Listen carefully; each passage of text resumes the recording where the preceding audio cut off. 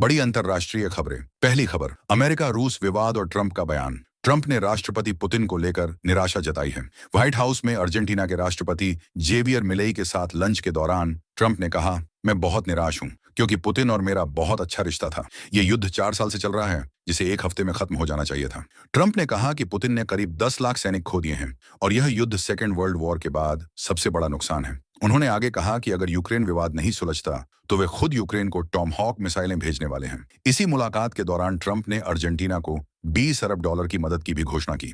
दूसरी खबर, अमेरिका और चीन के बीच टैरिफ युद्ध। चीन ने अमेरिका के 100% टैरिफ फैसले का सख्त विरोध किया है। चीनी वित्त मंत्रालय ने कहा, अगर अमेरिका लड़ना चाहता है तो हम आखिरी सांस तक लड़ेंगे। अगर बातचीत चाहता है तो धमकियां देना बंद करें। चीन ने हाल ही में रेयर मिनरल्स एक्सपोर्ट पर नए नियम लागू किए हैं जिसके तहत कोई भी कंपनी अब बिना लाइसेंस के चीन से खनिज बाहर नहीं बेच सकती। यह विवाद अब सीधा टेक्नोलॉजी और माइनिंग सेक्टर को प्रभावित कर सकता है।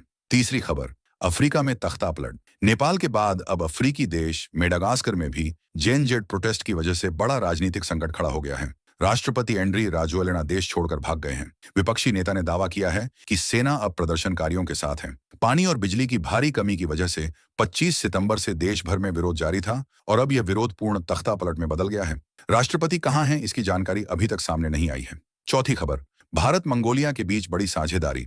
नई दिल्ली में प्रधानमंत्री मोदी और मंगोलिया के राष्ट्रपति खुरेलसुख उखना की मुलाकात में दोनों देशों के बीच 1.7 अरब डॉलर की ऑयल रिफाइनरी परियोजना और यूरेनियम सप्लाई पर बड़ा समझौता हुआ। साथ ही दोनों देशों ने 10 समझौते साइन किए जिनमें defence cooperation, critical minerals trade और संस्कृति आदान प्रदान शामिल हैं। भारत 2026 में बुद्ध के 2 प्रमुख शिष्यों के पवित्र अवशेष मंगोलिया भेजेगा और वहां संस्कृत शिक्षक भी भेजे जाएंगे। तो ये थी आज तक की दुनिया की बड़ी खबरें। हमसे जुड़े रहने के लिए चैनल को सब्सक्राइब करें। धन्यवाद।